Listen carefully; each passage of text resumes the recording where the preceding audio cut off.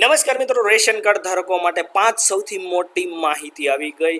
જલ્દી ration card ધારકોએ આ માહિતી જાણી લેવી જોઈએ, કારણ કે રેશન કાર્ડ ધારકો માટે સૌથી મોટી અગત્યની માહિતી, સૌથી મોટા અગત્યના સમાચાર સામે આવી ગયા છે, જેમાં રેશન કાર્ડ ધારકોને ખાસ કરીને જે છે મોટો ફાયદો થવાનો છે. રેશન કાર્ડને લઈને મોટી અપડેટ થઈ ગઈ છે, નવી પોર્ટલ પણ જે છે લોન્ચ થઈ ગઈ છે. તો સમગ્ર માહિતી જે છે આપણે આજના વિડીયોની અંદર જોવાના છીએ, તો વિડીયો છેલ્લે સુધી મિત્રો જોજો. અને જો તમે અમારી આ ચેનલ પર નવા હોય તો ચેનલને જે છે જરૂરથી સબસ્ક્રાઇબ કરી નાખજો. તો મિત્રો, વાત કરીએ રેશન કાર્ડ ધારકો માટે ડીપો દર્પણ પોર્ટલ, અન્ન મિત્ર એપ અને અન્ન સહાયતા ડિજિટલ પ્લેટફોર્મ શરૂ એટલે કે જે છે શુભારંભ કરી દેવામાં આવ્યો છે. તો તેની વાત કરીએ તો સાર્વજનિક વિતરણ પ્રણાલીને જે છે વધુ પારદર્શી, પ્રભાવી અને ઉત્તરદાયી બનાવવાના ઉદ્દેશ્યથી કેન્દ્રીય મંત્રી પ્રહલાદ જોશી દ્વારા જે છે તારીખ 20/5/2025ના રોજ એટલે કે હાલના જ સમયમાં હમણાં જ ડીપો દર્શન પોર્ટલ, અન્ન મિત્ર એપ અને અન્ન સહાયતા જેવા જે છે મહત્વપૂર્ણ ડિજિટલ પ્લેટફોર્મને જે છે લોન્ચિંગ કરવામાં આવ્યા છે. આ લોન્ચિંગ ઇવેન્ટમાં જે છે નીમુબેન બાંભણિયા, આપણા જે ભાવનગરથી જે છે નીમુબેન બાંભણિયા, જે અત્યારે કેન્દ્રની અંદર જે છે મંત્રી છે, તો તે પણ જે છે ઉપસ્થિત રહ્યા હતા અને તેના દ્વારા પણ જે છે ઓફિશિયલ એક્સ હેન્ડલ પર જે છે પોસ્ટ કરી આના વિશેની જાણ પણ આપવામાં આવી હતી. Sanjeev Chopra, secretary department of food and public distribution, એટલે કે સંજીવ ચોપડા દ્વારા પણ જે છે જે public distribution, food and public ડિસ્ટ્રીબ્યુશનના જે સેક્રેટરી છે, એના જણાવ્યા મુજબ આ પહેલથી ડિપોટ ઇન્ફ્રાસ્ટ્રક્ચર અને તેના ઓપરેશનની એફિશિયન્સીમાં જે છે સુધારો થશે. તો હવે મિત્રો આપણે વિડીયોની અંદર આગળ આ ડીપો દર્શન પોર્ટલ છે શું, કઈ જગ્યાએ ઉપયોગમાં આવશે, અન્ન મિત્ર પોર્ટલ છે શું, કઈ જગ્યાએ ઉપયોગમાં આવશે, અને અન્ન સહાયતા ડિજિટલ પ્લેટફોર્મ પણ શરૂ કરવામાં આવશે. તો એ જે છે કઈ રીતે ઉપયોગમાં આવશે, એ છે શું, તેના વિશે આગળ જોઈએ.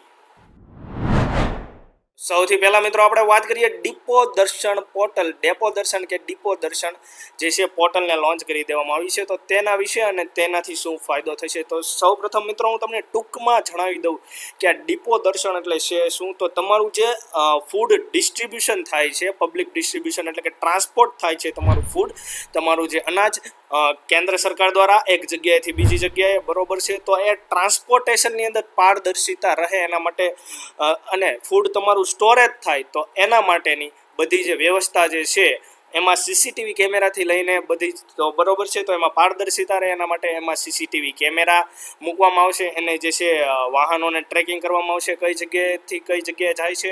તો મૂળ આ ડીપો દર્શન પોર્ટલ એના વિશેની છે. સૌપ્રથમ વાત કરીએ તો ડીપો દર્શન એક ડિજિટલ સ્વ મૂલ્યાંકન અને દેખરેખ પોર્ટલ છે, જેનો ઉદ્દેશ્ય ડેપો અધિકારી એટલે કે ડીપો અધિકારી વ્યવસ્થિત રીતે મૂલ્યાંકન કરવા અને તેમની કામગીરી વધારવા માટે સશક્ત બનાવવાનો છે.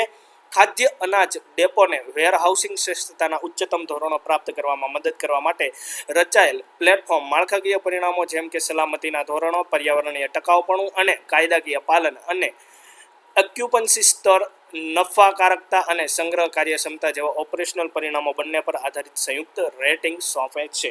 અદ્યતન તકનીકોનો ઉપયોગ કરીને જે છે ડીપો દર્શન પર્યાવરણીય અને જે છે ઇન્વેન્ટરી પરિસ્થિતિઓના રિયલ ટાઈમ મોનિટરિંગ માટે આઈઓટી સેન્સર્સ, સુધારેલ સુરક્ષા માટે જે છે સીસીટીવી સર્વેલન્સ અને માહિતીપ્રદ ડેટા આધારિત નિર્ણય લેવા અને સતત સુધારણાને સમર્થન આપવા માટે વિશ્લેષણ સાથે જે છે લાઈવ વિડીયો કોન્ફરન્સ ફીડને પણ એકીકૃત કરે છે. તો મૂળ જે છે ડીપો જે પોર્ટલ છે, ડીપો દર્શન જે પોર્ટલ છે, એનું મેઇન કામ છે તમારું અનાજનું સ્ટોરેજથી લઈને જે ડિસ્ટ્રીબ્યુટ થાય છે તો એનું સતત મોનિટરિંગ. ત્યારબાદ મિત્રો રેશન કાર્ડ ધારકો માટે ખાસ કરીને અગત્યની જે છે એપ જે છે તેની વાત કરીએ. આ મિત્રો તમારા માટે ખાસ જરૂરી છે અન્ન મિત્ર એપ. તો એનાથી શું ફાયદો થશે તેની વાત કરીએ. અન્ન મિત્ર જાહેર વિતરણ પ્રણાલીમાં મુખ્ય હિસ્સેદારોની ચોક્કસ કાર્યકારી જરૂરિયાતોને પૂર્ણ કરવા માટે રચાયેલ છે. એફપીએસ ડીલરો માટે તે સ્ટોક રસીદો જોવા, માસિક વેચાણ અહેવાલો એક્સેસ કરવા અને અધિકારીઓ પાસેથી સમયસર ચેતવણીઓ પ્રાપ્ત કરવા માટે કાર્યક્ષમતા પ્રદાન કરે છે.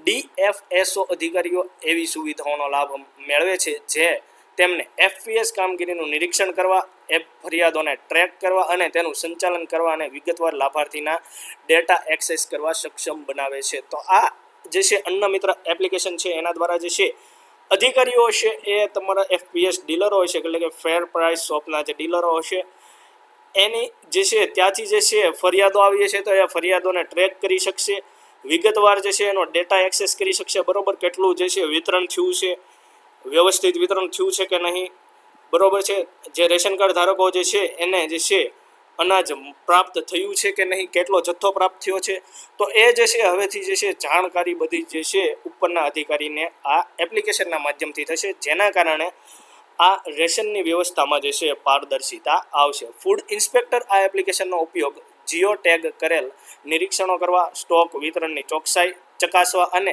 FPS રેટિંગ્સની સમીક્ષા કરવા માટે જે છે કરી શકે છે, જે સમગ્ર સપ્લાય ચેનમાં જે છે વધુ જવાબદારી અને પારદર્શિતા સુનિશ્ચિત કરે છે.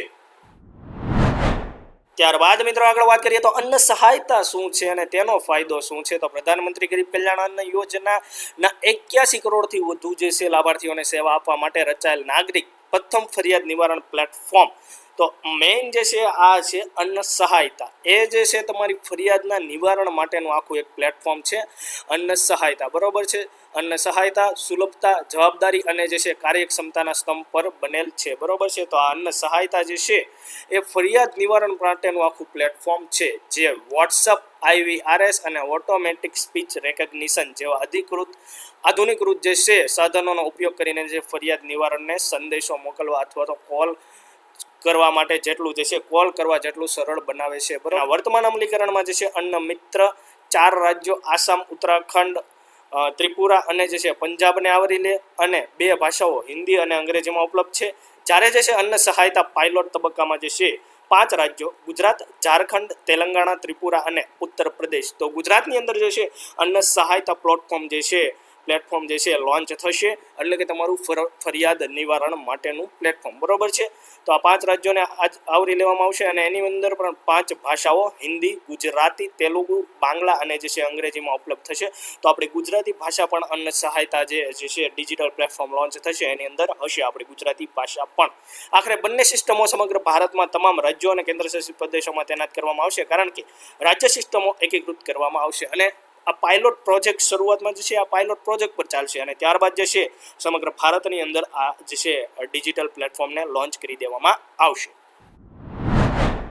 અને ત્યારબાદ મિત્રો આપણે વાત કરીએ રેશન કાર્ડ વગર મળશે રાશન. હવે રેશન પ્રાપ્ત કરવા માટે પોતાના રાજ્યમાં પાછા ફરવાની જરૂર રહેશે નહીં. ONORC એટલે કે one nation one ration card યોજના અંતર્ગત હવે લાભાર્થી દેશના કોઈ પણ જે છે રાજ્યના નજીકના FPS એટલે કે ફેર પ્રાઇસ શોપ પરથી જે છે રેશન પ્રાપ્ત કરી શકે છે. રેશન કાર્ડ ધારકો જે બહારના રાજ્યમાંથી ગુજરાતમાં હોય કે ગુજરાતના કોઈ પણ જે છે લોકો બહારના રાજ્યમાં હોય, માત્ર ફિંગર આપીને, અહીંયા ખાસ કરીને મિત્રો one nation one ration card યોજના અંતર્ગત ઘણા લોકોને એ તો ખ્યાલ જ હશે કે એ લોકો બહાર રહેતા હોય તો બહારના રાજ્યમાં એ લોકો રાશન મેળવી શકે, પરંતુ રેશન કાર્ડની જરૂર પણ નહીં રહે.